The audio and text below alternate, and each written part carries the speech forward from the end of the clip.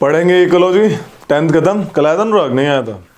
Ecology, तो ecology is nothing but interaction of living organism with the surroundings, interaction of living organisms with the surrounding. Oikos and logy, oikos is a Greek word, oikos मतलब habitat, किसी भी species की habitat को study करना ecology में आता है। ठीक है भाई, स्टडी ऑफ हैबिटेट, हैबिटेट मतलब जहां पे जो बंदा नेचुरली फाउंड हुआ, जहां पे वो बंदा नेचुरली रहता है। अब हम कहीं भी रह सकते हैं, गांव में कहीं पे भी एरिया में, हम तो कहीं भी डाल दो इंसानों को, है ना, हमारी भी हैबिटेट ऐसे थोड़ी, हम तो कहीं भी रह लेंगे जाके।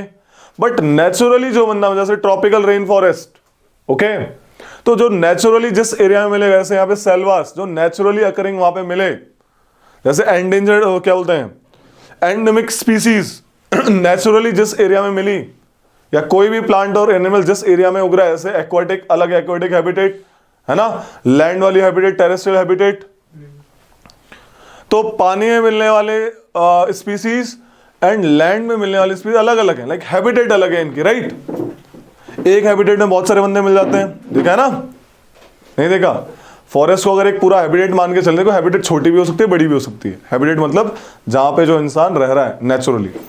अब छोटी भी है, लाइक छोटा वाला फॉरेस्ट तो बहुत बड़ा है, अब पूरा वो जानवर हर जगह थोड़ी घूमेगा, सर्च ऑफ फूड पता है उसको। लाइक अगर कोई लाइक टाइगर है और इतना बड़ा फॉरेस्ट है, इतना बड़ा फॉरेस्ट है मान लो, तो कुछ एरिया में घूमेगा, मिल जाएंगे उसको आराम से, वहां पे आराम से डियर मिल जाएंगे, ज्यादा से ज्यादा बफेलो मिल जाएगी जो भाग ही नहीं सकती, मार ली, खा लिया, खुश हो गया, ज्यादा घूमना ही नहीं है ना। तो कुछ एरिया में भी हो सकता है, लार्ज एरिया में भी हो सकता है, जैसे विल्डर बीस्ट डिस्कवरी भी देखे होंगे तुमने, कल तेरा बेस्ट याद करा था तुझे बारिश आ रही है। मैं परसों ही कह रहा था मम्मी को कि रात का टेम्परेचर हल्का सा बढ़ा है, रिमेम्बर जब मैं कह रहा था हल्का सा रात में यही होता है, वेस्टर्न डिस्टर्बेंसेस, रबी क्रॉप्स, हेल्पफुल ठीक है। अबे तमिलनाडु में आएंगे, इतना मारूंगा, अभी तमिलनाडु में भी बारिश होगी ना इसी सीजन में। वो तो अलग चीज है, वेस्टर्न डिस्टर्बेंस अलग चीज है। ग्लेशियर्स के लिए वेरी गुड, मतलब उससे क्या होगा, ग्लेशियर बनेंगे तो पानी आएगा क्या, हाँ अरे रिवर, हाँ ग्लेशियर बनेंगे, रिवर्स को फायदा होगा नहीं होगा, कौन सी वाली, पेरेनियल, पेरेनियल क्या, एंटीसीडेंट बोला ये लड़का, एंटीसीडेंट मतलब पहले से थी, मतलब जो माउंटेन जब हिमालयस बने उनसे पहले से। वेरी गुड, समझ आया नहीं है बस आया कुछ रिवर्स पहले से हिमालयास के बनने से ही पहले से हैं, तो हिमालयास ऊपर उठते गए, लेकिन वो रिवर्स पहले से बह रही हैं, तो उस एरिया को काटती गई, तो तुमने देखा गॉड्स बन जाते हैं बड़े बड़े सीधे सीधे। ऐसा नहीं है कि उन्होंने हिमालय को काटा है पूरी तरह, वो पहले से थे, हिमालयास उठते गए बाद में, ये सीन हुआ है। ओके, तो इरोजन कंटिन्यूस हुआ, तो that's why we are getting that height, that's the antecedent river. Most of the Himalayan rivers are antecedent, most of them, ठीक है। ओए तो ये है कहानी हैबिटेट की, ठीक है रे, समझा हैबिटेट, राइट। तो who is father of ecology, लिखो E P Odum, EPE.P ODUM, Odum, E P Odum was father of ecosystem ecology, चाहे फादर ऑफ इकोसिस्टम कह लो, चाहे फादर ऑफ इकोलॉजी कह लो, एक ही बात है। लेकिन वर्ड इकोलॉजी दिया किसने था, who gave the word ecology, ये क्वेश्चन आते हैं, बहुत ही फैक्चुअल है, ऐसे वही एरिस्टोथेनिस, तो ये फालतू का ड्रामा। तो वर्ड इकोलॉजी वाज, लिखो, the word ecology was given bye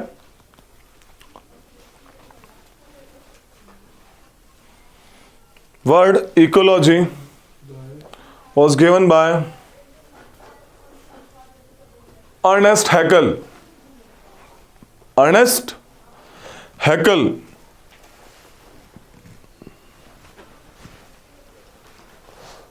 ठीक है। वर्ड इकोसिस्टम, इकोसिस्टम ही तो वर्ड होगा, word ecosystem, ecology, ecosystem mostly are like same he. Ecology is a branch of biology which deals with the ecosystem study. Okay, ecosystem is what, interaction of biotic and abiotic component. For example is what, आप surrounding के साथ interact कर रहे हो, ecosystem का part है. ठीक है, इकोसिस्टम के बारे में अभी और भी आगे बताएंगे. इकोलॉजी में now basically your interaction with the surrounding is basically the branch which deals with the ecology. Okay, environment वाला पार्ट. एनवायरमेंट क्या है? वातावरण, आपके air, water, hydrosphere, lithosphere and which one, atmosphere, stratosphere. Atmosphere, biosphere तो हमें ही, right. तो biosphere का interaction within these three spheres is called, is the part of ecology. इसको इकोलॉजी डील करती है. ठीक है भाई. तो word ecosystem was given by Arthur Tansley. तो भाई ये थे 3-4 फैक्ट्स जो कि इंपॉर्टेंट है. Who gave the term ecosystem? Arthur Tansley. देखो यार, बायोलॉजी जो होती है, देखो ना बनाई हुई है, बायोलॉजी जो है, biology it deals with everything. Like किसी के पास बायोलॉजी है यहाँ पे? 12th में बायोलॉजी थी किसी के पास? तो biology deals with everything, right. Genes मिलकर बनाती है, लाइक न्यूक्लियस बनाता है सेल, बताया था. सेल से बने टिश्यूज से ऑर्गन से बनी हमारी बॉडी.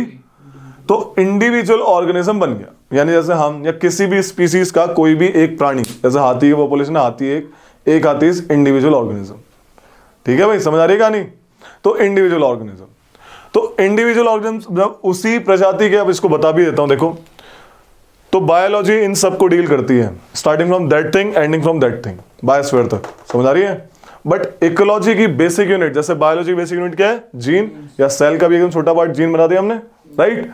बट इकोलॉजी की बेसिक यूनिट है आपका individual organism. Ecology is a part of biology. Okay, it's a branch of biology. बहुत सारी लॉजी होती हैं, जैसे जूलॉजी, बॉटनी, ऐसे करके. तो ये वाली लॉजी जो है, ecology is a branch of biology. तो ये जिसका जो बेसिक यूनिट है, जिस पे वो स्टडी करती है ज्यादा, जैसे बायोलॉजी सेल वगैरह पे ज्यादा स्टडी करती है एक मॉलिक्यूलर लेवल पे, इसका जो मॉलिक्यूलर लेवल है वो इंडिविजुअल ऑर्गेनिज्म एक बंदे पे स्टडी करेगी. ठीक है. फॉर एग्जांपल लेते हैं, जैसे एलिफेंट का एग्जांपल लेते हैं. एलिफेंट बहुत सारे हैं, एक एलिफेंट इज इंडिविजुअल ऑर्गेनिज्म. समझ आ गई इतनी सी बात? एलिफेंट को बहुत सारा, देखो अब क्या मैंने बताया, एक तो एलिफेंट सेलेक्ट कर लिया, एलिफेंट है, ठीक है भाई साहब, सही बन गया. ठीक है. तो एक एलिफेंट है, इंडिविजुअल ऑर्गेनिज्म. समझ आ गई? अब बहुत सारे एलिफेंट, ठीक है. तो ये एलिफेंट्स हैं बहुत सारे. ठीक है. तो जो बहुत सारे एलिफेंट्स हैं, तो बोला ये एलिफेंट की पॉपुलेशन बन गई. जैसे ह्यूमन पॉपुलेशन, एलिफेंट पॉपुलेशन. समझ आई इतनी सी बात? पॉपुलेशन ये होती है, बहुत सारे इंडिविजुअल को मिला के किसी भी एक स्पीसीज की पॉपुलेशन होती है. जैसे बर्ड पॉपुलेशन, ठीक है, frog population, snake population, right, tiger population, ऐसे करके बहुत सारी पॉपुलेशन, यानी अलग अलग स्पीसीज की पॉपुलेशन. जैसे human population, elephant population, right. समझ आ रहा है? जैसे किसी भी कोई भी ट्री है, फिग ट्री की पॉपुलेशन, बहुत सारी डिफरेंट पॉपुलेशन. टाइगर की अलग पॉपुलेशन ले लो, बर्ड की अलग, फ्रॉग, स्नेक, बहुत सारी पॉपुलेशन, डिफरेंट पॉपुलेशंस को मिला के क्या बनते हैं? Biological community. समझ आ गई? Biological community. समझ आ रही है इतनी सी बात? बायोलॉजिकल कम्युनिटी मतलब क्या हुआ? पॉपुलेशन कम्युनिटी नहीं होती? नहीं, अभी तो बताया, population is part of community. एक कम्युनिटी में, मैं एक टर्म बता रहा हूं, इनके मतलब क्या है. एक बायोलॉजिकल कम्युनिटी में बहुत सारी पॉपुलेशन होती है, बहुत सारी डिफरेंट स्पीसीज की पॉपुलेशन. ठीक है, बहुत सारी डिफरेंट स्पीसीज की पॉपुलेशन. स्पीसीज क्या होगी? टाइगर स्पीसीज वगैरह, इसकी स्पीसीज की पॉपुलेशन. समझ आ गई? है ना? ओके. पॉपुलेशन किससे बनी? वो ऑर्गेनिजम्स जो आपस में कैपेबल हैं, एक सिंगल स्पीसीज वाले. अब स्पीसीज मतलब जो आपस में कैपेबल है, रिप्रोड्यूस कर सकते हैं. ठीक है, और फर्टाइल ऑफस्प्रिंग प्रोड्यूस करेंगे वो. एलिफेंट एक सेम स्पीसीज की पॉपुलेशन. समझ आ रही इतनी सी बात? पॉपुलेशन से बहुत सारी पॉपुलेशन मिला के अलग पॉपुलेशन बनी, क्या? Biological community. इतनी सी बात समझ में? एक बायोलॉजिकल कम्युनिटी जब अपने आसपास के एनवायरनमेंट से इंटरेक्ट करती है, डिपेंड होती है खाने वगैरह के लिए, किस किस के लिए, फूड, स्पेस, ठीक है, फूड स्पेस वगैरह के लिए, जब ट्रांसफर होता है क्या क्या, मटेरियल एंड एनर्जी, मटेरियल यानी न्यूट्रिएंट्स एंड एनर्जी, मतलब क्या है, तुमने देखा होगा, एक जंगल की बात देख, एक जंगल इकोसिस्टम देखते हैं, फॉरेस्ट इकोसिस्टम देखते हैं नॉर्मल। टाइगर किसको खाता है, दूसरे कम्युनिटी के बंदे को, वो घास खाता है, तो ट्रॉफिक लेवल बन गया ना, और घास कहां से हुई, फोटोसिंथेसिस वगैरह, वो अपना खाना बना रहे हैं, तो फूड, इसको कहते हैं फूड चेन, समझ आ रही है, उसमें एनर्जी भी ट्रांसफर हो रही है, मटेरियल भी ट्रांसफर हो रहा है, राइट, इकोसिस्टम है। आपके ये नेचुरल इकोसिस्टम, जैसे पॉन्ड इकोसिस्टम, लेक इकोसिस्टम, समझ आ रही है ecosystem, when there is exchange of energy and nutrients from one trophic level to another trophic level, it's constitute the ecosystem, यानी कि बायोलॉजिकल कम्युनिटी का नॉन बायोटिक कम्युनिटी के साथ इंटरेक्ट करना इज कॉल्ड इकोसिस्टम। समझ आ रही इतनी सी बात, क्लियर होना चाहिए। अब इसी आगे, अब बहुत सारे इकोसिस्टम मिलके बनाते हैं लैंडस्केप। अब ये क्या बात हुई भाई, तुम कभी एरोप्लेन से गए हो, हाँ भैया। एरोप्लेन से तुम नीचे वाइड वैरायटी दिखता है, लाइक डेजर्ट भी दिखेंगे, पहाड़ भी दिखेंगे, बहुत सारा एरिया दिखेगा, राइट, ये एक लैंडस्केप का पार्ट है, it's a area of land having many ecosystems. Pond है, pond ecosystem, lake ecosystem, grass field हो गई, क्रॉप इकोसिस्टम, किसी किसान ने खेत उगा रखे हैं तो क्रॉप फील्ड वाला इकोसिस्टम, वहां पे तो यही हो रहा है, राइट और नॉट। आपने प्लांट उगाए, एनिमल उसको खा रहे हैं, animal in the sense like human population उसको कंज्यूम करेगा एट द एंड। तो बहुत सारे इकोसिस्टम ऊपर से दिख रहे हैं एक स्पेसिफिक एरिया में, उसको क्या बोलेंगे, लैंडस्केप। भाई ये लैंडस्केप है, बहुत सारे मिक्सचर ऑफ इकोसिस्टम, समझ आ रही है। अलग अलग इकोसिस्टम छोटा भी होता है, एक मैं वाइल्ड लेवल में बता रहा हूं, लाइक आपके जो घर में जो एक्वेरियम होता है वो मैन मेड इकोसिस्टम है, फिशेस वगैरह रखते हैं आप, इकोसिस्टम है। क्यों, फिश खाना खा रही है, एट द एंड कहां से, पानी में से लेके आप ऊपर से डाल रहे हैं, इंटरेक्शन हो रहा है ना, फूड एंड एनर्जी जा रही है आपस में, न्यूट्रिएंट्स जा रहे हैं। सो ये हो गया इकोसिस्टम। तो लैंडस्केप, डिफरेंट इकोसिस्टम। हमारी अर्थ बटी हुई है डिफरेंट डिफरेंट बायोम्स में, ठीक है, दो टाइप के, एक लैंड वाले, एक एक्वाटिक। लैंड में क्या है, forest biome, desert biome. Land वाले ना, फॉरेस्ट कहां पे उगते हैं, लैंड एरिया पे, टेरेस्ट्रियल मतलब होता है लैंड एरिया। आपके क्या कहते हैं, desert biome, cold desert biome, ठीक है, this is called biomes, okay. और क्या कह सकते हैं इसको, लाइक ये ना स्पेसिफिक आपका ये जो मामला है,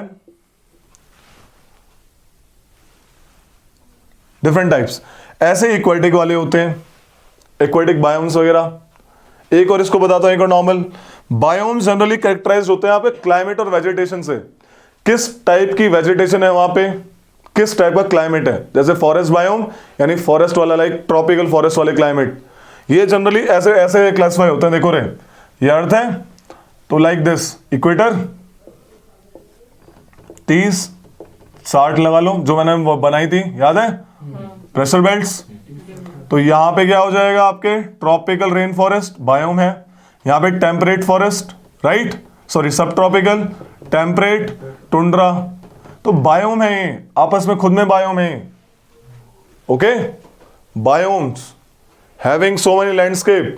अब लेकिन कैसे क्लासिफाई करेंगे उस एरिया क्लाइमेट से, biomes are basically classified by their climate and what, and vegetation. जो हमने पढ़े थे नॉर्मल इंडिया के लेवल पे पढ़ेंगे तो क्या, tropical rain forest, deciduous forest, ऐसे करके। तो ऐसे ही कि मेजर डेजर्ट एक ही लाइन पे है ना, सारे के सारे डेजर्ट, तो इसलिए हम इसको क्लाइमेट और वेजिटेशन से क्लासिफाई करते हैं बायोम्स को। नॉर्मली दो टाइप के, टेरेस्ट्रियल, एक्वेटिक, अलग अलग मामला, ठीक है। और biosphere constitute all everything, interaction of biotic species with abiotic in world level, इसको बायोस्फीयर, जहां पे लाइफ एग्जिस्ट करती है बेसिकली, जहां पे लाइफ एग्जिस्ट करेगी, meeting place of lithosphere, hydrosphere, atmosphere, is called biosphere. समझ आया, लिखवा लें इसको, इसको पहले बना लो। कभी क्वेश्चन आए, basic unit of ecology, option दिए हो, जीन, सेल, ऑर्गेनिज्म या ऑर्गन, ऑर्गेनिज्म होगा। समझ आ रहा है, दिख रहा है, इकोलॉजी, बायोलॉजी नहीं पढ़ रहे, इकोलॉजी पढ़ रहे हैं। तो लिख लो इसको पहले, इसको बना लो, इसको बना लिया, ये बना लो इसको, ये एकदम मस्त से बनाना है, इसको बढ़िया लगना चाहिए। ecosystem is what? Ecosystem is what? It is interaction of biotic and abiotic components. अब एक टाइप ही नहीं है, लाइक हम कितनी भी डाल सकते हैं उसमें, और टाइप एक भी हो, चाहे एक ही बंदा क्यों ना हो, बट वो इंटरेक्ट कर रहा है किसके साथ? खाने के पीने के साथ. बायोटिक और एबायोटिक का इंटरेक्शन इकोलॉजी कहलाता है, और this is constitute the ecosystem. Interaction. वो नाम दे देता. Organisms are the basic unit.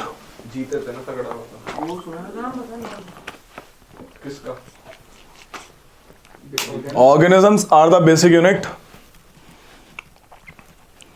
of study in ecology. Organisms are the basic unit of study in ecology. ठीक है? Population is the group of individual of plants and animals. Population is a group of individuals of plants or an animal. The population is या in? Is population is the group of plants or animals of a plant, मतलब of a plant लिखना, group of a plant or animal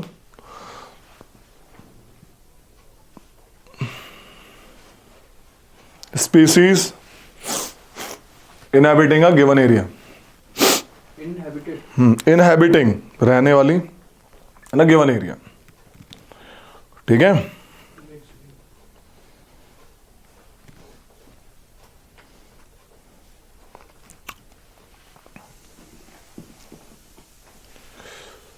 Different types of population, different group of population constitute a biological community.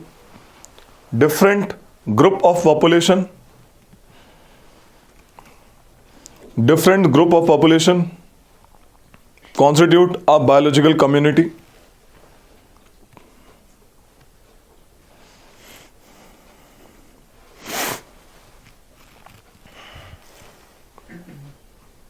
An ecosystem is composed of biological community. An ecosystem is composed of biological community integrated with its physical environment. Integrated community integrated with its physical environment through the exchange of energy and recycling of nutrients. ये क्या था? Integrated with के बाद biology. Ecosystem is, क्या बोला? Ecosystem is composed of biological community. ecosystem is composed of biological community integrated with its physical environment. Integrated with its physical environment through the exchange of energy and recycling of nutrients. And recycling of nutrients. ठीक है? देखो, a landscape is a unit of land. A landscape is a unit of land with a natural boundary. A landscape is a unit of land with a natural boundary having mosaic of patches. Having mosaic, MOSAIC, mosaic of patches. These patches generally represent the different ecosystem. The mosaic of Patches. patches. बताया ना, जैसे aeroplane से जाते हो, हाँ। Patches में दिखते हैं वो पहाड़ वहाड़, ये सब अलग अलग मामला दिखता है, राइट? तो लैंडस्केप दिखता है तुम्हें एक तरीके का वो. तो these patches generally represent the different ecosystems. These patches generally represents the different ecosystem. अगला लिखो, a biome is a larger unit. A biome is a larger unit characterized by a major vegetation type and associated fauna, बायोमेजर. biological major vegetation type and associated flora and fauna found in a specific climatic zone.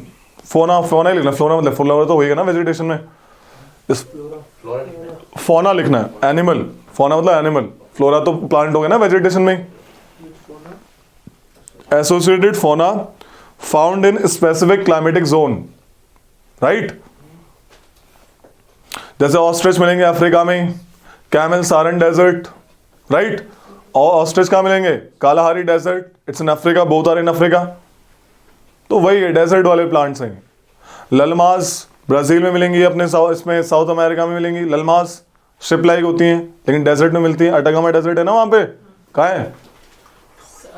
North America में, कहाँ पे है? चिले Peru के पास है ना? ठीक है, America में। ठीक है।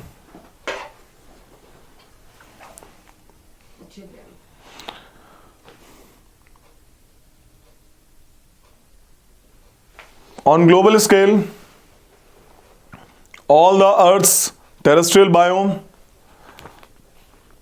on the global scale, all the Earth's terrestrial biome and aquatic systems constitute the biosphere. समझ आया? On global scale, all the Earth's terrestrial biome, all the Earth's terrestrial biome and aquatic systems constitute the biosphere. Constitutes the biosphere. ठीक है रे?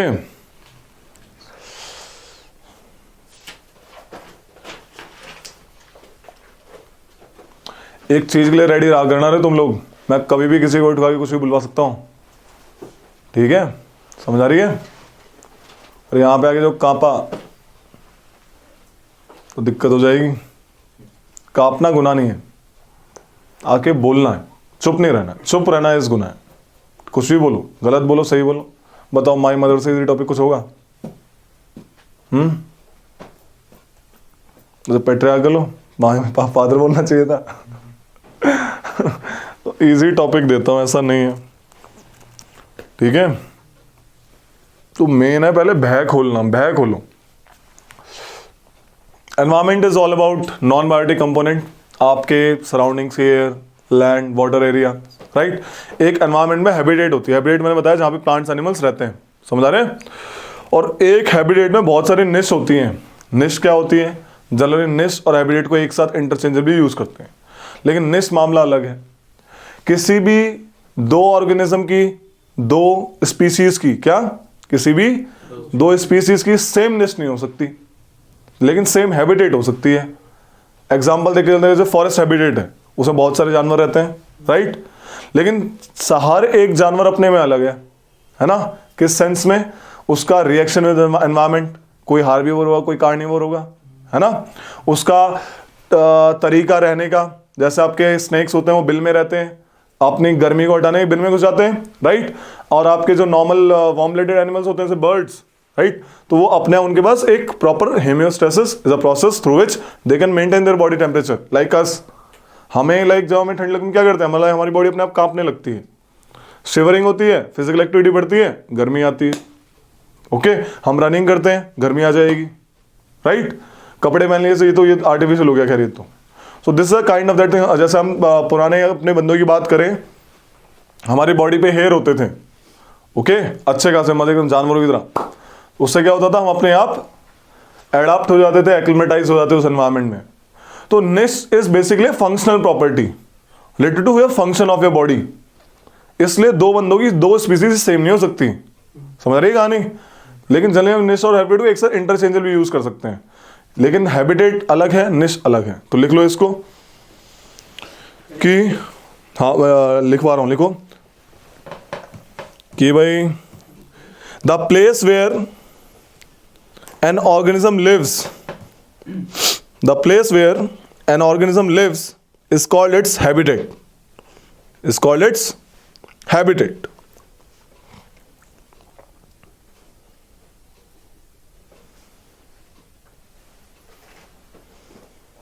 Okay, a habitat contain many ecological niche, NICHES, niches, and habitat समझ आया ना, जहां पे basically वो naturally रह रहा है। गुफा किसकी, आपके शेर की हैबिटेट है, फॉरेस्ट इकोसिस्टम हैबिटेट है, ठीक है।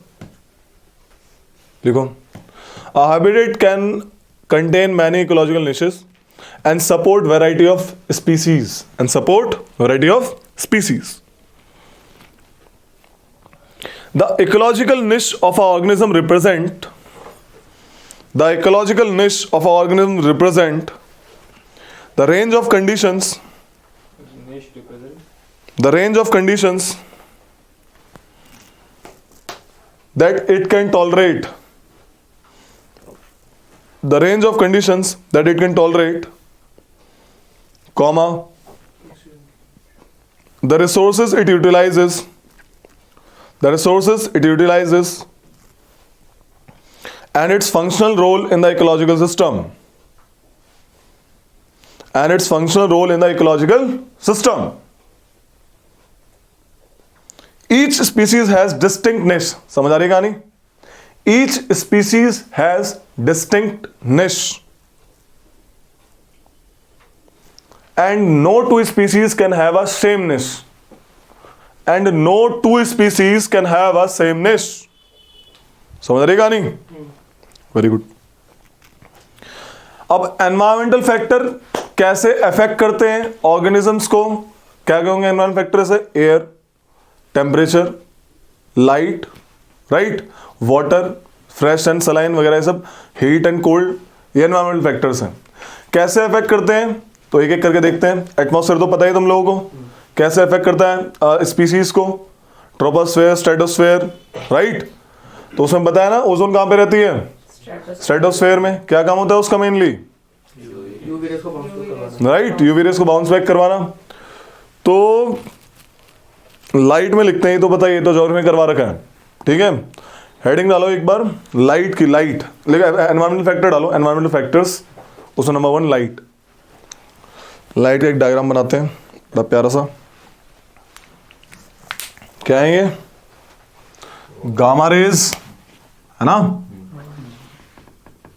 Gamma rays, X rays, UV rays, visible light है ना, इंफ्रारेड रेज,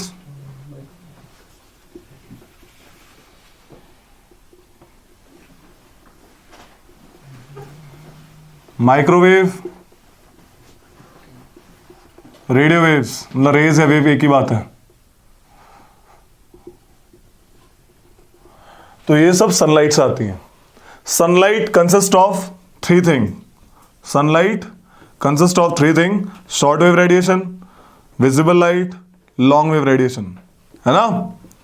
लेकिन जनरली सनलाइट मैंने बताया शॉर्ट वेव होती है. तो मैं बता रहा हूँ एक बता रहा हूँ, इलेक्ट्रोमैग्नेटिक वेव्स जो light is basically consist of 3 types: short wave, visible light and long wave. ये वेवलेंथ के हिसाब से लगाई है मैंने.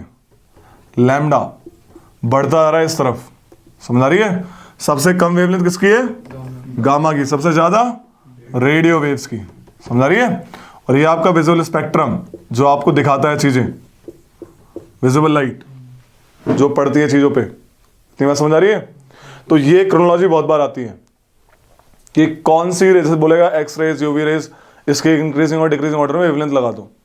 एक याद रख लो, अपने आप याद हो जाएंगी. लाइक याद करने देगा जी एक्स यूवी, कार होती है ना एक्स यूवी, और IMR, तो अपने आप याद हो जाएगा, ठीक है. अब इसके एक और कहानी क्या है, किस वेवलेंथ की, किस वेव की सबसे ज्यादा एनर्जी है, कैसे पता लगेगा? देखो यार, मैंने तुम्हें बताया speed of light is equals to lambda nu, है ना. अब स्पीड की फॉर्मूला क्या होता है? डिस्टेंस अपॉन टाइम होता नहीं होता? डिस्टेंस ऑन लैम्डा, और 1/t इक्वल्स टू क्या होता है? न्यू होता है ना. और स्पीड लाइट की बात करें तो लाइट की स्पीड क्या होती है? तो लैम्डा और न्यू आपस में क्या इनवर्सली प्रोपोर्शनल है, नहीं है? और न्यू यहां पे आ जाएगा, c/न्यू इज इक्वल टू लैम्डा, है ना. तो जिसकी वेवलेंथ ज्यादा होगी उसकी फ्रीक्वेंसी क्या होगी? कम होगी. तो इसकी फ्रीक्वेंसी सबसे कम होती है. तो अगर मैं ऐसे जाऊंगा तो फ्रीक्वेंसी बढ़ेगी, बढ़ेगी नहीं बढ़ेगी? समझ आ रही है तीसरी बात? इसको याद रखना. उस वेव की एनर्जी सबसे ज्यादा होती है जिसकी फ्रीक्वेंसी ज्यादा होती है.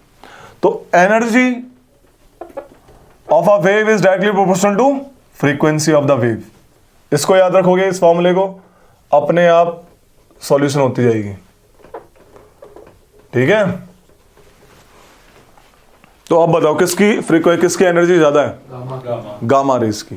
बहुत बार क्वेश्चन आता है, 4-5 देगा, बोलेगा इनको एनर्जी वाइज, फ्रीक्वेंसी वाइज या वेवलेंथ वाइज लगा दो, ठीक है भाई. और इनके यूजेस आते हैं, देखो जिसमें गामा रेज में फ्रीक्वेंसी ज्यादा है नहीं है, तो ये कैंसरस सेल को मारने के लिए काम आते हैं। किसको मारने के लिए काम आते हैं?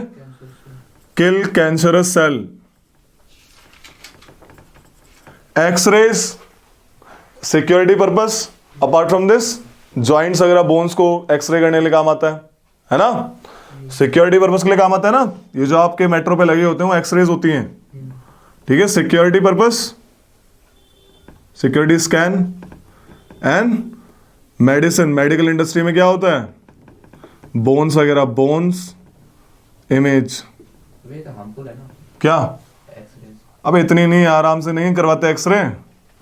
हार्मफुल तो लाइक थोड़ी थोड़ी तो हर कोई है, इतनी नहीं है कि मतलब दिक्कत हो जाएगी। पर जैसे जहाँ एक्सरे करवाने जाते हैं जैसे वहाँ पे लिखा रहता है हार्मफुल फॉर ऐसे ही चल रहा है सारा।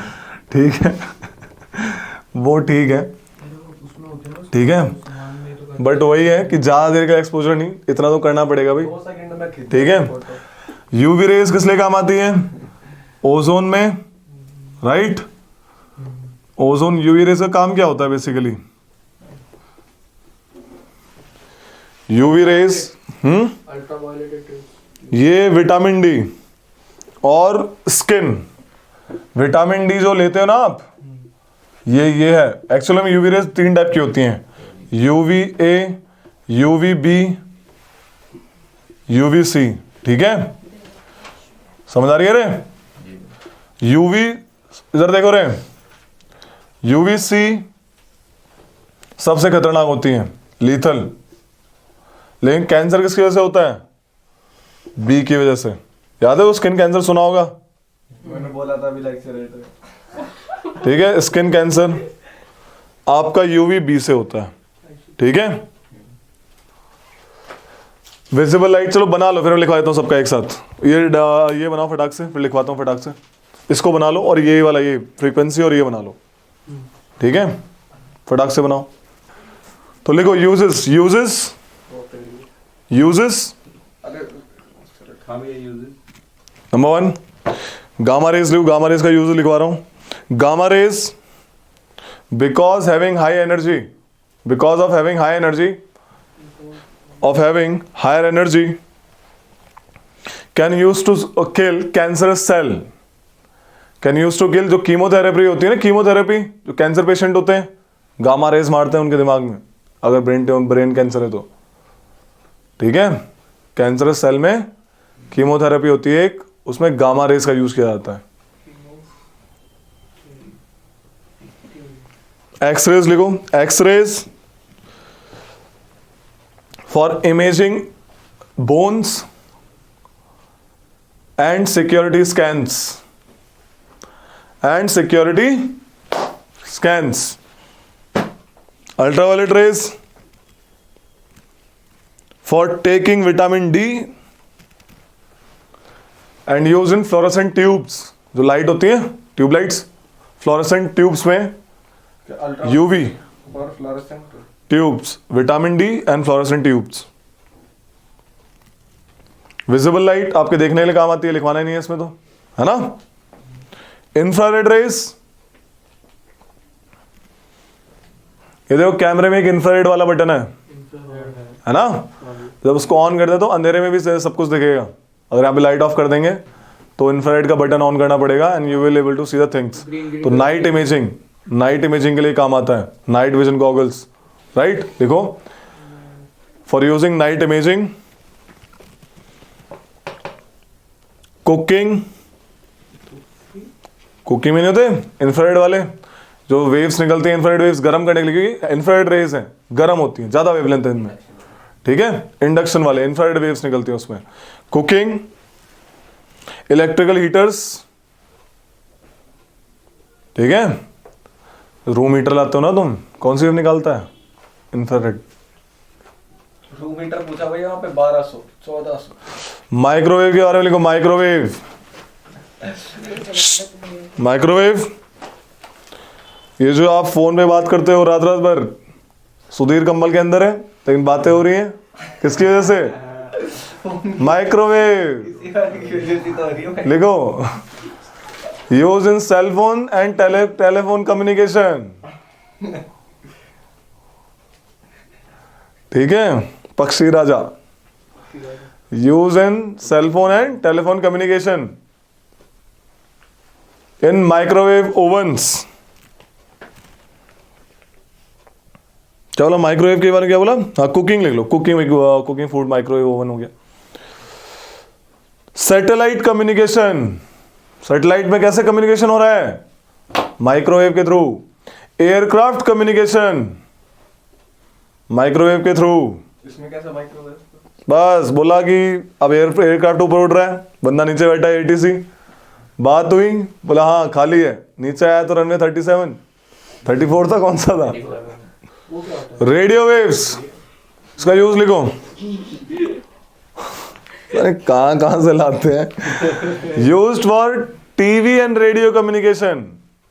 टीवी का जो कम्युनिकेशन होता है और रेडियो का जो कम्युनिकेशन होता है, आज आकाशवाणी में बताया गया, सुधीर ने 16 सेकंड में नहीं बोल पाया, तो radio wave communication, radio wave, Sudhir, Rohit, confusion ही कंफ्यूजन है। रोहित खुश हो गया, बच गया मैं। ठीक है, यूवी की बात करते हैं। यूवी मतलब UV wave of 3 type, UVA, UVB, UVC. C is very lethal, UVC is lethal and UVB is responsible for causing cancer. UVB is cancerous. Yes.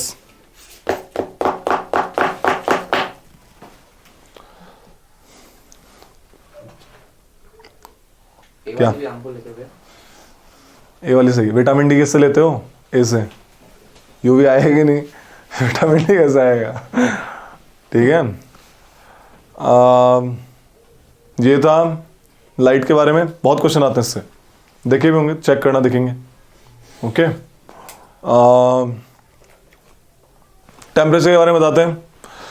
मैंने बताया 2 टाइप का ऑर्गेनिज्म होता है, एक एंडोथर्म और एक एक्टोथर्म्स। ठीक है, थर्म्स बोला, ectotherms. Ectotherms are cold blooded animals, cold blooded, जिनका टेम्परेचर सराउंडिंग के हिसाब से होता है, जैसे सांप। ठीक है, जो स्नेक्स होते हैं उनकी बॉडी में मैकेनिज्म नहीं होता, जैसा टेम्परेचर सराउंडिंग का वैसा उनका खुद का। तो ज़्यादा हीट से बचने के लिए वो बिल में घुस जाते हैं या फिर शेड वाले एरिया में आ जाते हैं। ओके, ताकि उनकी बॉडी टेम्परेचर बढ़ ना जाए। Right, so this is one of the reason कि भाई कोल्ड ब्लडेड एनिमल्स में ऐसा होता है, तभी वो कोल्ड ब्लडेड है। Okay, warm blooded animals are called endotherms. इनमें एक प्रोसेस होता है जिसे कहते हैं होम्योस्टेसिस। क्या कहते हैं? Homeostasis. Homeostasis is basically what? Maintaining your body temperature through physiological means. आपकी बॉडी के फंक्शंस के हिसाब से आपका बॉडी टेम्परेचर मेंटेन हो जाता है। What is normal human body temperature in degree Celsius 36 and in degree Fahrenheit? 40 -40। अबे जमाएगा क्या बे? 49 होता है। 37 डिग्री सेल्सियस। फ़ारेनहाइट कब होता है? 97 क्या भैया? 40 जोड़ दो भाई। 40 जोड़ दूं? फ़ारेनहाइट में कन्वर्ट कर, तो फॉर्मूला ही बताओ। 19/5 हाँ, वो क्या रे बोल रहे हैं रोहित? 9/5 C सी, यहाँ भी सी, यहाँ भी सी, फ़ारेनहाइट हो गया। Plus 32।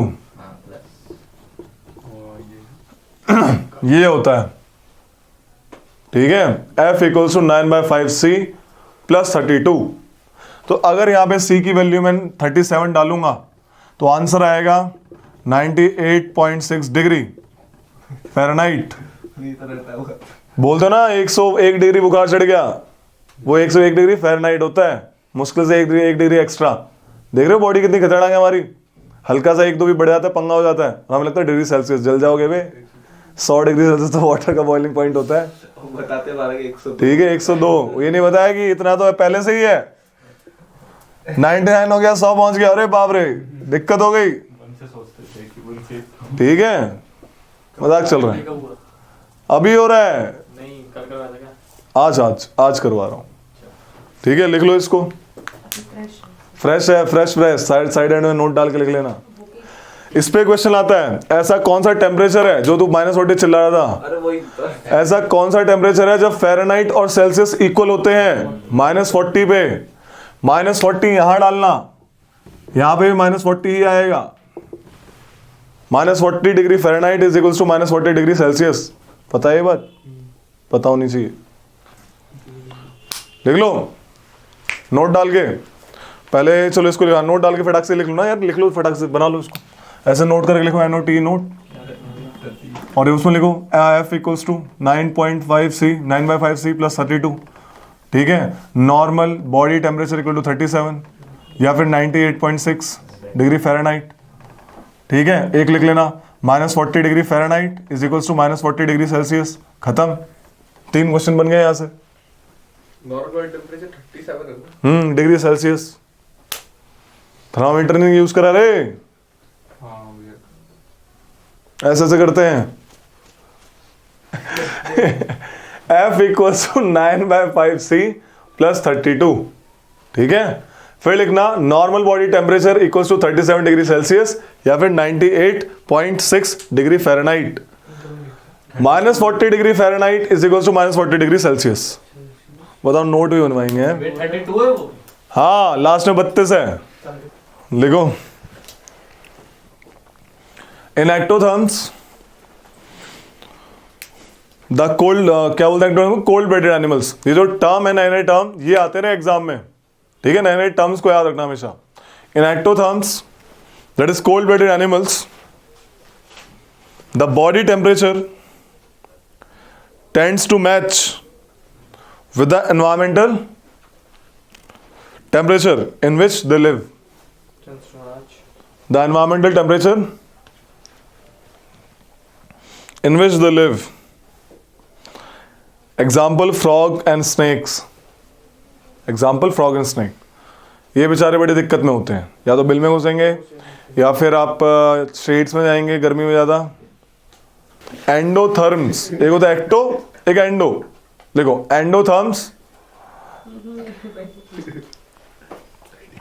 also called warm-blooded animals, also called warm-blooded animals,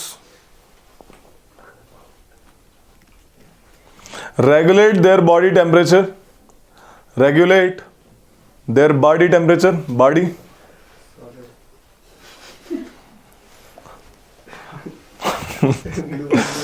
by physiological, Sudhir कैसे हंस रहा है? By physiological, by physiological means and maintain a more or less, लिखो, and maintain a more or less constant internal temperature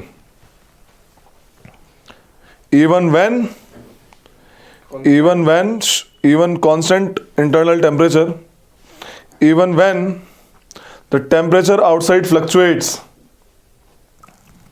even when the temperature outside fluctuates. Example birds and mammals.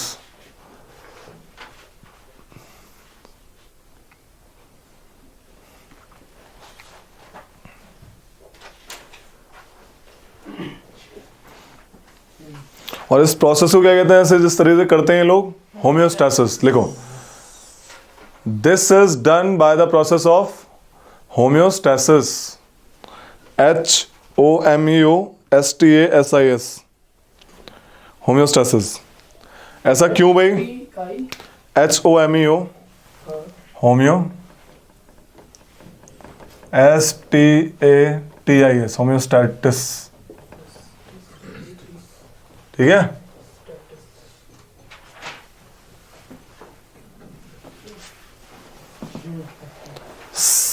तीन year SIS है, homeostasis, ठीक है।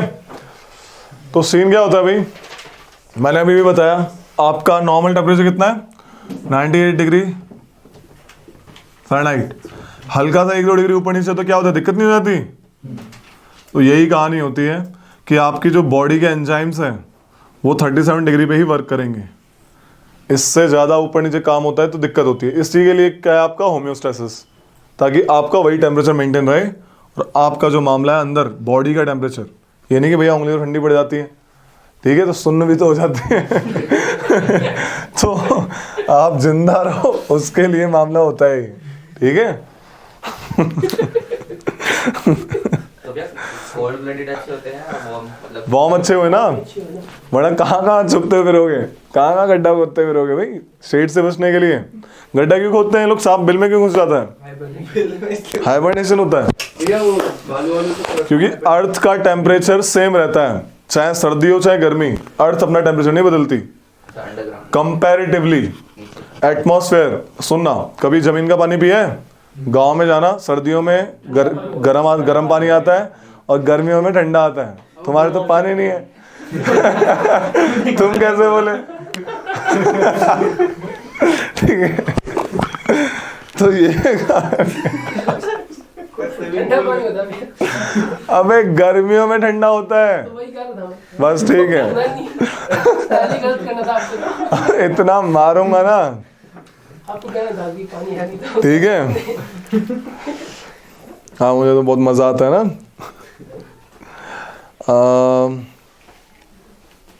Homeostasis हो गया।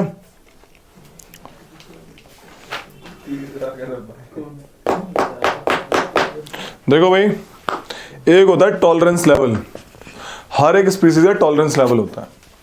आपके living organism उसी जगह पे ज्यादा मिलेंगे जहां पे टॉलरेंस रेंज होगी। फॉर एग्जांपल अगर मैं देखता हूं, अगर एक ग्राफ बनाता हूं, ठीक है, तो बेल शेप्ड ग्राफ आता है। क्या मतलब, अगर ये लो है और ये हाई, क्या पॉपुलेशन नंबर, और ये क्या है एनवायरमेंटल फैक्टर्स, एनवायरमेंटल फैक्टर्स, ये लो ये हाई। जैसे कि टेम्परेचर, एग्जांपल टेम्परेचर, जब जब टेम्परेचर ज्यादा ही लो होगा या ज्यादा ही हाई होगा तो पॉपुलेशन क्या रहेगी, लो रहेगी, राइट। लेकिन जैसे ही उसका टेम्परेचर मीडियम रहेगा तो पॉपुलेशन भी कहां जाएगी, तो इसे टॉलरेंस रेंज में हमेशा स्पीसीज ज्यादा मिलती है। समझ आ रही है? तो लोग जो उस एरिया में रह रहे हैं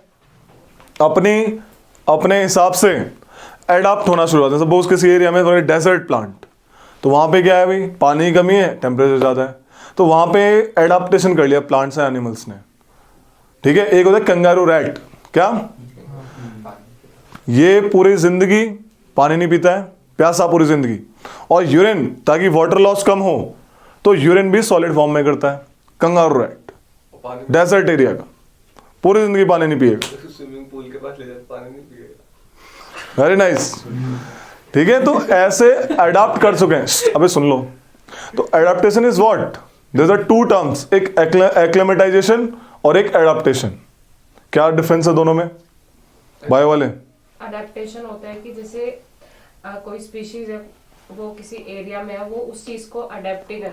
सुन लो अब, मैं और बताता हूँ। दूसरा क्या बोला आपने? लॉन्ग टर्म जब बहुत सारे टाइम के बाद, लाइक सदियों बीत गए, 100 साल हो गए ऐसे करके, तो स्पीसीज ने अडॉप्ट कर लिया उस हिसाब से, उस टेम्परेचर उसमें लाइक क्वेश्चन करना बंद कर दिया कि ये ठंडा क्यों, ठंडा क्यों, ठंडा क्यों है, अडॉप्ट कर लिया, उसे एडाप्टेशन कहते हैं। कि भाई हम डेजर्ट प्लांट में रहते हैं लेकिन हमने अडॉप्ट कर लिया क्या, कि हम अपना वाटर कम से कम रिड्यूस करेंगे, है ना, अडॉप्ट हो गए ना हम लोग। तो डेजर्ट, अगर तुम लोग जाओ तो लाइक पसीने पसीने छूट जाएंगे, उसने अडॉप्ट कर लिया जैसे कंगारू रैट कि हम पानी नहीं पिएंगे और यूरिन में ताकि पानी लॉस ना हो हम सॉलिड यूरिन करेंगे। कैक्टस प्लांट उसने कैसे अडॉप्ट कर लिया, उसकी लीव्स कोनिकल होती हैं, लाइक एकदम पॉइंटेड, इससे स्पाइंस वाली, उससे क्या दिया, अच्छी बात हुई, ट्रांसपिरेशन कम हो गया। बोला हम अपना स्टोमेटा रात में खोलेंगे, क्योंकि दिन में खोलेंगे ज्यादा पानी उड़ जाएगा, सूरज है, रात में खोलेंगे क्योंकि फोटोसिंथेसिस में क्या होता है, 3 चीज होती है और तीनों अलग अलग टाइम पे हो सकती हैं, exchange of gases, right, chlorophyll का लेना ये सब। तो दिन में क्लोरोफिल से सनलाइट कैप्चर कर लेते हैं और रात में स्टोमेटा खोल के आराम से गैसेस एक्सचेंज कर लेते हैं वो लोग, बताया था ना उस टाइम भी। तो ये कहानी है। कैमल्स हम्प होते हैं उनके, अडॉप्ट कर लिया भाई, स्टोर करके रखेंगे, ओके।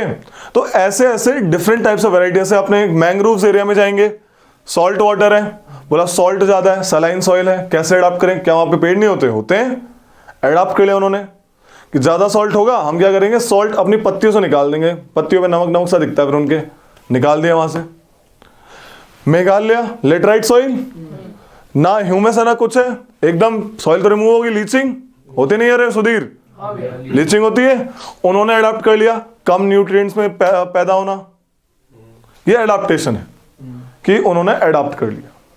एक होता है एक्लेमेटाइजेशन कि टेम्पररी चेंज, क्या temporary change, adopt permanent change, अब वहां के प्लांट ऐसे हुएंगे। एक होता है टेम्पररी चेंज, लाइक आज तुम यहाँ पे हो, कल को बोला तुम्हें अमेरिका जाना है, वहाँ पे तो ब्लिज़र्ड चल रही है, तुम क्या करोगे वहाँ पे एक्लिमेटाइज होगे थोड़े दिन के लिए कि भाई आपकी बॉडी पहले दिन आप वहाँ पे थोड़ा झेलेगी मामला और टेम्परेरी चेंज करेगी। टेम्परेरी चेंजेस हो जाए आपके जो फौजी होते हैं इनकी पोस्टिंग ऊपर नीचे होती रहती है दाएं बाएं, तो पहले इनको सीधा ये सियाचिन नहीं भेजते, वहाँ पे बेस कैंप में रखते हैं थोड़ा सा नीचे, वहाँ पे इनका 1-2 हफ्ते तक लाइक मॉनिटर करते हैं इनको, उनका रहन सहन थोड़ा सिखाते हैं, ठीक है, तो एक्लिमेटाइज करवाते हैं नए एनवायरनमेंट के हिसाब से, तो वैसे वो एक्लिमेटाइज होते हैं, ठीक है। Temporary changes for specific period of time. लेकिन जैसे ही ये बंदे दोबारा से अपनी नेचुरल हैबिटेट में आ जाएंगे, इनके चेंजेस रिवर्स हो जाएंगे, दोबारा से उसी रोड पे आ जाएंगे जैसे यहाँ पे थे। समझ रहे हैं एक्लिमेटाइजेशन? जैसे आप सर्दियों में जाते हो ऊपर, आपकी बॉडी कांपने लगती है, ज़्यादा कांपती है, ऊपर जाते चढ़ते जाते हैं, राइट। तो ये कहानी है। मिल्खा सिंह मूवी देखी है? पहाड़ों में आके ट्रेनिंग करता है ताकि हीमोग्लोबिन कंटेंट बढ़े, नीचे आके वापस वही सेम एक्लिमेटाइज करवाते हैं उसको अपने आप को, रनिंग कैपेसिटी बढ़ जाती है, ब्रीदिंग कैपेसिटी बढ़ती है, तो मस्त एकदम बढ़िया। तो कभी भी रनिंग करनी हो, हीमोग्लोबिन बढ़ाना हो, पहाड़ों पे आके रनिंग करना, ठीक है, हाई एल्टीट्यूड एरिया में।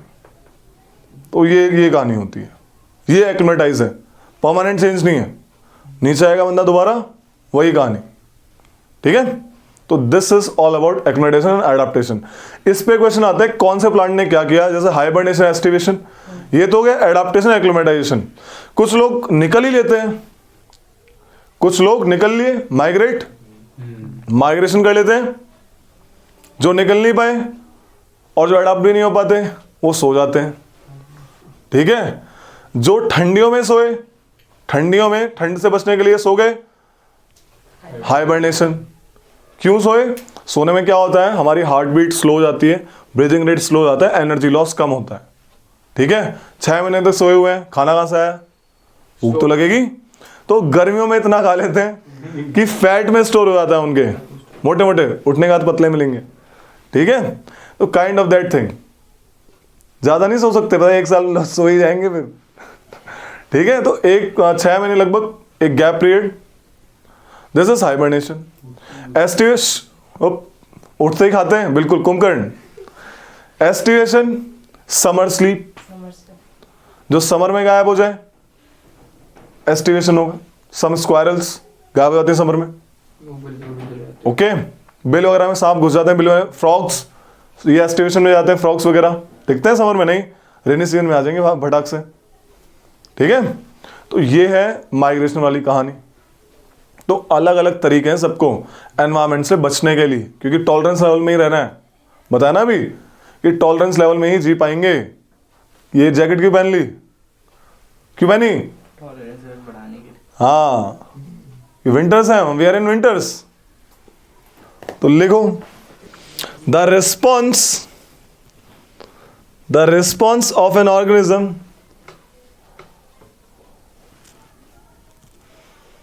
to a range or gradient of single environment factor. The response of an organism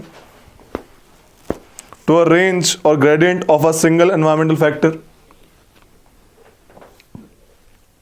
Example, temperature, sunlight, nutrient concentration. Example, temperature, sunlight, nutrient concentration. वही वाली बात है इसकी कहानी। Too much or too little is bad for everything. ठीक है? Temperature, sunlight and nutrient concentration, bracket close, shows a bell shaped curve. Bell shaped है ना, बेल बन रही है वो देखो इधर, तो बेल shaped curve है। The organisms are abundant in central optimum range. Central optimum range, comma, showing greatest fitness, comma, growth and survival.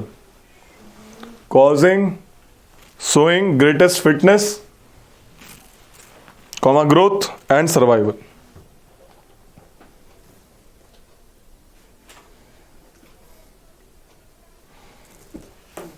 ठीक है, मैंने बताया इन सबसे बचने के लिए क्या करते हैं वो लोग, अडाप्ट करते हैं। ठीक है, तो अलग अलग मामला, अलग अलग अडाप्टेशन है। लिखो अब अडाप्टेशन इन प्लांट, प्लांट में कैसे कैसे अडाप्टेशन होती है। ठीक है भाई, अडाप्टेशन बताने की जरूरत है, नॉर्मल चीज़ है। अडाप्टेशन लिखो फटाक से। पहला लिखो लाइट रिजीम, प्लांट में जब लाइट रिजीम, लाइट कम या ज़्यादा होती है, sunlight, light regime number 1, REGIME regime. क्या होता है तुमने देखा होगा, सेल्वास है, कहाँ पे सेल्वास, साउथ अमेरिका में, ब्राजील में जो फॉरेस्ट है, ट्रॉपिकल रेन फॉरेस्ट, सेल्वास कहते हैं, लंग्स ऑफ द वर्ल्ड, है ना, कोई lungs of the blood world. तो क्या हुआ,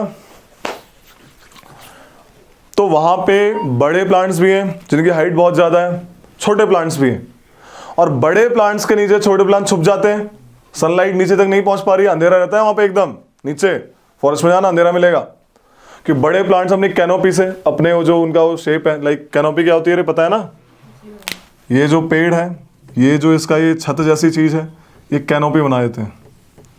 ठीक है, तो इससे क्या है मामला, आपके नीचे लाइट नहीं आ पा रही, तो नीचे वाले प्लांट अडॉप्ट कर जाते हैं कम लाइट में फोटोसिंथेसिस करना, और ऊपर वाले के पास ज्यादा आ रही है, वो भी अडॉप्ट कर जाते हैं कि ज्यादा लाइट में कैसे फोटोसिंथेसिस करना। ठीक है, कि एक्स्ट्रा नहीं चाहिए, बस थोड़ा थोड़ा चाहिए ऐसे करके। तो अडॉप्टेशन है लाइट रिजीम वाला। लिखो कि दो टाइप के हो गए ना, shade tolerant and sun adapted. लिखो इसमें कि the plant species adapt to different intensities, adapt to different light intensities.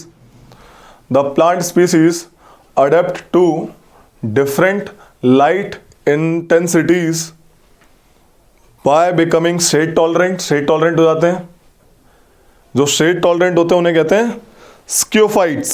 स्क्योफाइट्स SCIOPHYTES, जो ये है शेड टॉलरेंट।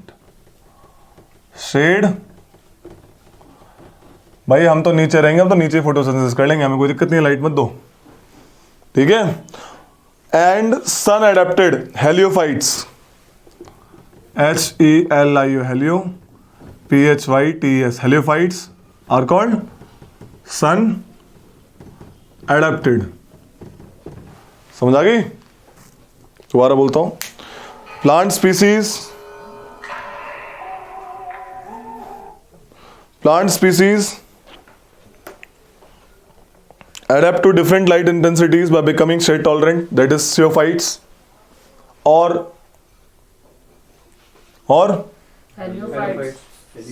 मतलब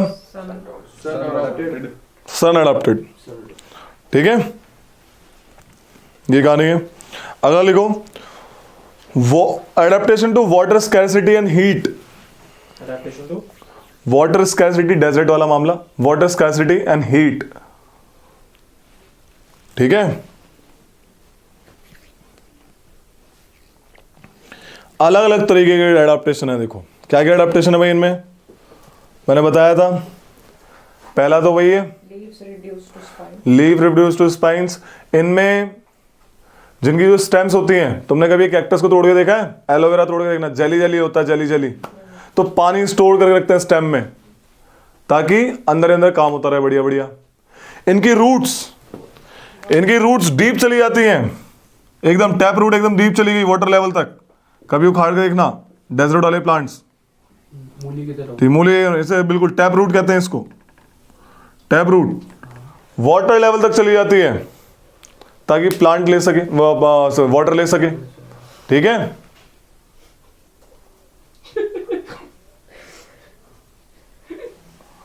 ठीक है भाई। और क्या होता है, और होता है, तुमने देखा होगा डेजर्ट में रेन बहुत कम एरिया के, कम टाइम के लिए होती है, और रेनी सीजन में प्लांट ज्यादा ग्रो होते हैं, होते नहीं होते, तो इनकी लाइफ साइकिल भी कम होती है। कुछ प्लांट्स ऐसे अडॉप्ट करते हैं डेजर्ट एरिया में कि भाई कुछ ही टाइम के लिए आए, बस रेनी सीजन में हो गए, बड़े हुए, खत्म हो गए। ऐसे भी प्लांट्स अडॉप्ट करते हैं। जैसे तुमने कुछ कीड़े देखे होंगे एनिमल्स में, बताऊंगा, होते हैं ना रेनी सीजन में फटाक से उड़ने वाले कीड़े लाइट के और अचानक से गायब हो जाते हैं, तो ऐसा इन प्लांट्स का होता है। रेनी सीजन में उगे, बड़े हुए, पूरी साइकिल कंप्लीट करी, फ्लावरिंग हुए, खत्म, तो इनका शॉर्ट लाइफ टाइम हो जाता है। ये भी एक अडेप्टेशन है, शॉर्टर लाइफ टाइम करना। तो ऐसे ऐसे मामला अडॉप्ट होता है वहां पे, समझ आ रही है। फोटोसिंथेसिस कैसे करेंगे? रात में सांस लेते हैं, रात में स्टोमेटा खोलते हैं। ओके, तो लिख लो कि इनका स्टोमेटा कहाँ पे प्रेजेंट होता लीव्स में है? सिर्फ कैक्टस की स्पाइन्स होती हैं, बाकी प्लांट की नहीं होती, ठीक है। तो जो कैक्टस है वो जो उसका ग्रीन वाला पार्ट होता है, वह उसी की स्टोमेटल ओपनिंग होती हैं, सब में होती हैं, बेशक ट्विस्टेड होती हैं। डेजर्ट प्लांट में यही कहानी है, इनकी स्टोमेटल ओपनिंग बहुत एनक्लोज होती है, हल्की सी खुलती है, बस हल्की सी। समझ नॉर्मल प्लांट्स में बड़े एकदम खुल जाती है, मस्त तरीके। पेटिकुल बड़ा होता है, पेटिकुल होता है लीफ का पत्ता, ठीक है, देखा ना, पीपल का पत्ता, पेटिकुल बड़ा है, इनका छोटा होता है। तो छोटा सा ही लाइक स्टोमेटल ओपनिंग बहुत छोटी खुलती है। गार्ड सेल बड़े श्रिंक होते हैं, ज़्यादा नहीं दिखाएंगे, बस थोड़ी लाइट आई, खत्म हो गया हमारा फोटोसिंथेसिस। यही है, ये कहानी होती है। तो लिखो इसमें कि सम प्लांट्स, क्या बे, काफी भैया नहीं गा रही हो। some plants have deep tap roots which can even reach up to water table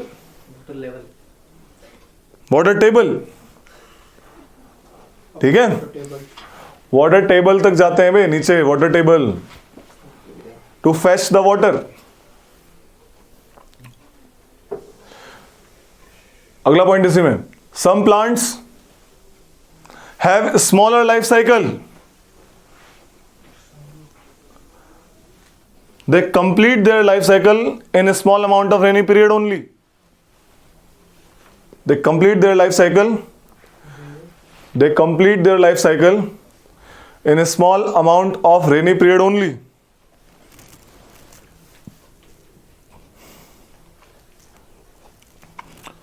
ज़ीरोफाइट वो होते हैं जिनको वाटर की कमी होती है उन प्लांट, जैसे desert, hot desert and cold desert, दोनों जगह मिलते हैं। Xerophyte, XEROPHYTES, XEROPHYTES। Xerophytes have small leaves, leaves छोटी होती हैं। संकन स्टोमेटा, डूबा हुआ, नेक्स्ट पॉइंट इसी में कॉमा, ज़ीरोफाइट्स की कहानी बता रहा हूं। श्रंकन, सिकुड़ा हुआ, संकन यार, संकन, SUNKN, डूबा हुआ, ठीक है, एकदम sunken stomata, comma, leathery leaves, leathery होती हैं, खुदरी, leathery leaf, and waxy cuticle, help in reducing transpiration. लिखो, मैनी ज़ीरोफाइट्स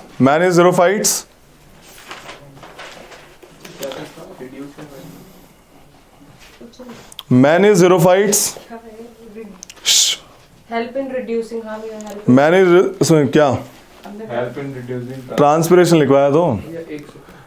अगला लिखो, many xerophytes may accumulate proline, PROLINE,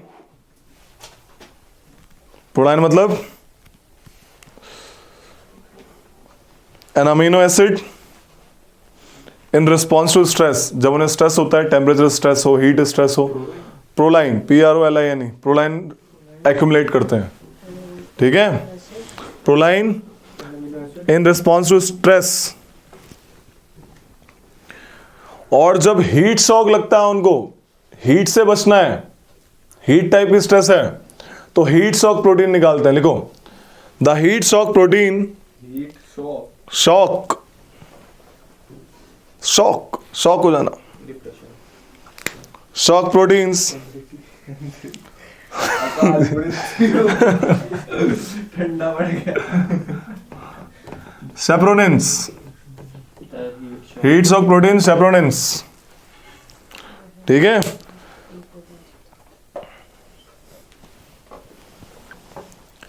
provide physiological adaptation to plants, heat shock protein chaperonins, वायु पढ़ रहे हो।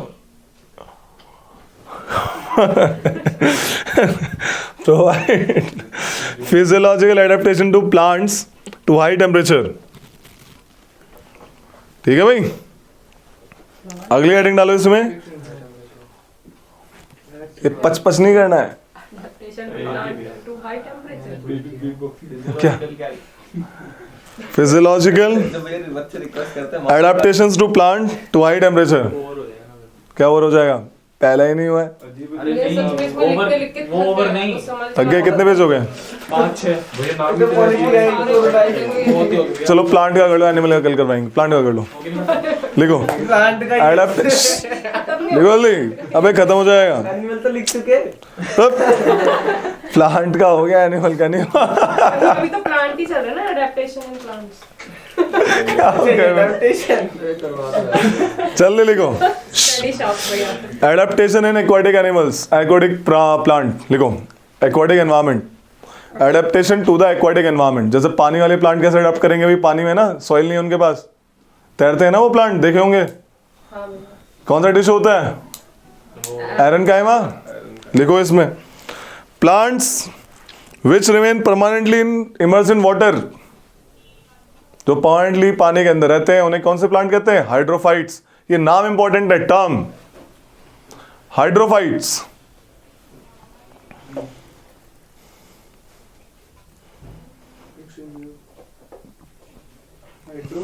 Fights, they have a special tissue, parenchyma, which provides buoyancy and transport oxygen also, which provides buoyancy and transport oxygen। exchange of gases करते हैं ना ये लोग।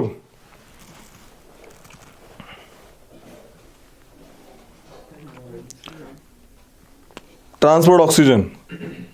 अगर एडेप्टेशन टू सलाइन एनवायरमेंट, जैसे मैंग्रोव वाले saline,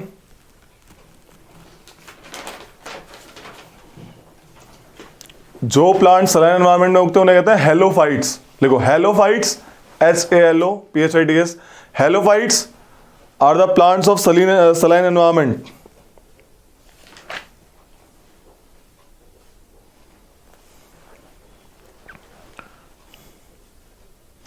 For coping with high salt concentration, for coping with high salt concentration,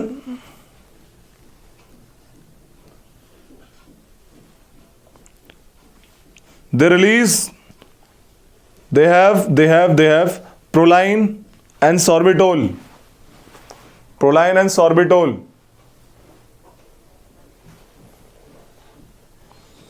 They also accumulate glycerol. They also accumulate glycerol,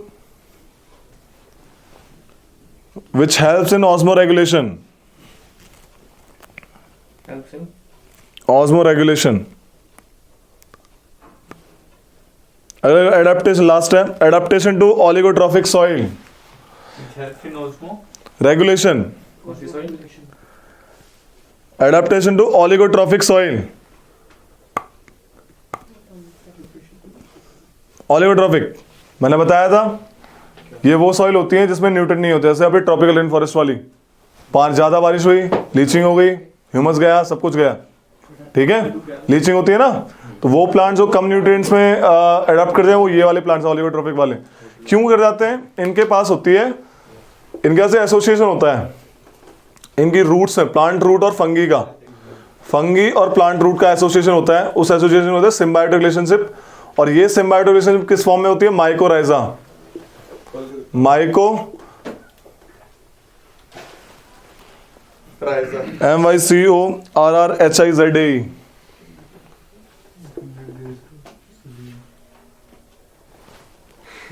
सही जा रहा है। नहीं उतना ही था ना वो। वैसे बहुत ज्यादा हो गया। ठीक है, माइकोराइजा। क्या है भैया? ये सिम्बायोटिक रिलेशनशिप है between plant roots and fungi. जहां पे न्यूट्रिएंट्स नहीं है वहां पे ये होगा। लिख लो कि in oligotrophic soils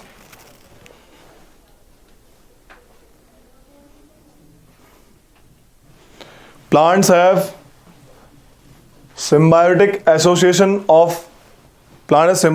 with fungi called mycorrhiza to gain the nutrients. Fungi nutrient provide करती है और फंगी वापस में क्या लेती है? शुगर प्लांट की रूट से. To gain. Nutrients from the fungi.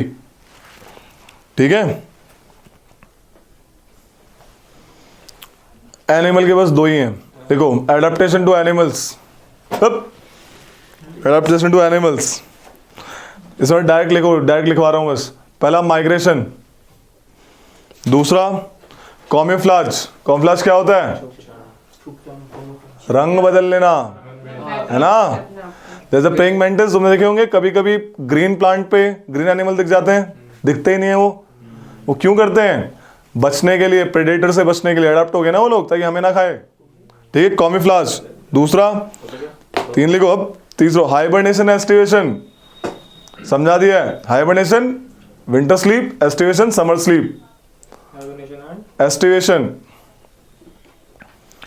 Mimicry भी करते हैं लोग. कॉपी करना, मिमिक कर देना. शेर की आवाज निकाल. ठीक है, बिल्कुल. तो शेर की आवाज निकाल. कुछ स्नेक्स पॉइजनर, कुछ स्नेक क्या होते हैं जो कॉम्फ्लाज ना एनवायरमेंट के लिए करते हैं. एनवायरमेंट के लिए कॉम्फ्लाज हो गए. जब बटरफ्लाई कॉम्फ्लाज हो गई नॉर्मल प्लांट को देख कैसे करके. लेकिन जो मिमिक्री है, मिमिक्री एनिमल टू एनिमल करते हैं एक दूसरे से. जैसे दो बंदे की फैमिली के हैं, ये भी स्नेक मैं भी स्नेक, लेकिन ये जहरीला मैं कम जहरीला, राइट. तो मुझे बचने के लिए, लाइक इसको तो कोई खाएगा नहीं, जहरीला मर जाएगा आगे, ये तो लक्ष्मण रेखा है. ठीक है, तो मैं कॉपी कर लूंगा इसको, मिमिक कर दिया मैंने, तो मुझे प्रेडेटर खाएगा नहीं, ये सोच के कि ये जहरीला है, कंफ्यूज हो जाएगा. उनके पास थोड़ी कि दिमाग थोड़ी इतना ज्यादा नहीं सोचते हो, कलर देगा खत्म. ठीक है, मिमिक्री. ठीक है, मेटिंग के लिए करते हैं, आवाज निकालते हैं, मिमिक. जैसे रेटल्स लेक के पीछे झुनझुना होता है. बिल्कुल, चुन चुन चुन चुन, एग्जैक्टली. वही होता है, करते हैं यार. मिमिक्री. मिमिक्री. मिमिक्री. अगला है वार्निंग कलरेशन. कुछ होता है इनको मिमिक्री करने की जरूरत नहीं है, वो खुद के लिए एक, जैसे डार्ट फ्रॉग होता है, डार्ट फ्रॉग. इसमें एग्जांपल लिख लो, डार्ट फ्रॉग. हाँ, वो छूने पे. अबे छूने पे नहीं, उसमें कलरिंग ऐसी होती है तो दूर से देख के पता लगता है कि ये डार्ट फ्रॉग है, ये जहरीला है, इसको नहीं छेड़ना. डार्ट प्लास्टिक जैसा कलर लगता है. बिल्कुल खतरनाक होता है. ठीक है. Adaptation to water scarcity. ये तो एनिमल हो गया ना. हाँ, इसमें ही, एनिमल में ही. एडेप्टेशन टू वाटर स्कैरसिटी बताया था अभी. Kangaroo rat. कंगारू रेट क्या करता है? Solid urine. क्या अंदर का लेना. कंगारू रेट एग्जांपल भैया gives out solid urine and can live from birth to death without water. बताओ, खतरनाक इंसान. पानी कैसा होता है पता ही नहीं है. ठीक है. बड़े दुख की बात.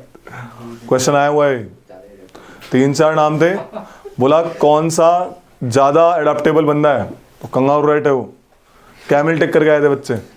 सबको यही पता होता है, जो नॉर्मल जनरल नॉलेज जो नहीं पढ़ते, कैमल लगा के आते हैं. जो पढ़ते हैं कंगारू रेट. ठीक है. Adaptation to cold. कोल्ड एक प्रोटीन होती है, एंटी फ्रीज प्रोटीन. सिंपल. तो एंटी फ्रीज प्रोटीन सिक्रीट करते हैं लोग. They secrete anti freeze protein. पानी ऊपर ले जाओगे जम जाएगा, पेट्रोल नहीं जमता, है ना. क्यों? उसका फ्रीजिंग टेम्परेचर कम है. तो ऐसी प्रोटीन कम ये सिक्रीट करते हैं, इससे कि इनका जो अंदर को लिक्विड है, बॉडी जम जाएगी ना, वरना दिक्कत हो जाएगी. तो भैया ताकि बॉडी ना जमे तो प्रोटीन सिक्रीट करते हैं, ताकि लोअर टेम्परेचर्स पे इनका बॉडी काम करती रहे. Anti freeze proteins. ओके. कुछ तुमने देखे होंगे, आप बर्फ जमा लेते हैं अपने शरीर पे, शरीर के आउटर लेयर पे, क्योंकि इग्लू देखा है, इग्लू किसका बना होता है, लेकिन अंदर गर्मी होती है ना लगभग. तो वही कहानी होती है इसमें भी, इंसुलेटर की तरह काम करता है वो. ओके. ये है. अब ये सारे लिख लिए. भैया आपने 2 ही गए थे, भैया बस. वो भी आपने प्लांट कहे थे. भैया बस कर दो. सुन तो लोगे, कहानी तो सुन लोगे, कहानी सुन लो. मतलब इसी की कहानी सुना रहा हूं, तुम्हारे लिए फायदा है. अभी टाइम नहीं हुआ है. ठीक है. लिखना नहीं है, कुछ नहीं करना. बताया मैंने, बता तो दिया ही है. सबसे पहले क्या लिखवाया मैंने इसमें एनिमल वाले में? माइग्रेशन। माइग्रेशन क्या होता है? माइग्रेशन में दो चीज होती है, देखो भाई, माइग्रेशन दो टाइप के हैं। देखो भाई, माइग्रेशन मतलब इधर से उधर जाना, ठीक है, घूमने का माइग्रेशन होता है। परमानेंटली निकल गया मतलब कुछ टाइम के लिए निकल गए, माइग्रेशन हो गया। तो माइग्रेशन दो काम होता है, डिस्पर्सल मतलब माइग्रेशन, ठीक है, डिस्पर्स हो गया एक जगह से दूसरी जगह पे, माइग्रेशन। दो चीज होती है इसमें, एक जाने वाले एक आने वाले। लगे करके दो प्लेसेस हैं, वेरी गुड। एक ये प्लेस ए है, एक बी। यहाँ के बंदे यहाँ चले गए, सपोज यहाँ पे 100 बंदे थे, यहाँ से 40 बंदे भाग गए, कितने बचे? 60। यहाँ पे करीब 200 बंदे थे, यहाँ पे 199 आ गए, बताओ कितने बचे? एक, ठीक है। तो ए से बी में जो गए माइग्रेट हुए, ठीक है, इसे ए के रिस्पेक्ट में बी में गए ना, ये इन्हें बोले जाने वाले, एमिग्रेशन कर दिया इन्होंने, एमिग्रेशन, समझ आ रही है? एमिग्रेशन। और आने वाले मैंने क्या बताया इसमें, आए कौन से आए? 199 जो ए में आए तो वो क्या हो गए? इमिग्रेशन, एयरपोर्ट पे करवाते हैं। ठीक है। ये इसके रिस्पेक्ट में, दोनों के दोनों, ए के रिस्पेक्ट में, बी में उल्टा हो जाएगा ना, जाने वाले उसके वो आ जाएंगे। तो इमिग्रेशन एमिग्रेशन समझ आया क्या कहानी है? इमिग्रेशन आने वाले, एमिग्रेशन जाने वाले, okay okay. Migration long distance होता है, शॉर्ट डिस्टेंस होता है, पीरियोडिकल होता है। लॉन्ग डिस्टेंस तुमने देखा होगा, आर्कटिक टर्न्स, ये वो बगुले ऐसे होते हैं जो ऊपर से आते हैं सीधा नॉर्थ पोल से साउथ पोल जाते हैं, बताओ कितना दूर तक। कमाल की बात तो ये है कि इनको रास्ते कैसे पता लगते हैं? दे फाउंड द, ऐसे जब आपके साइंटिस्ट ने सीधा रूट है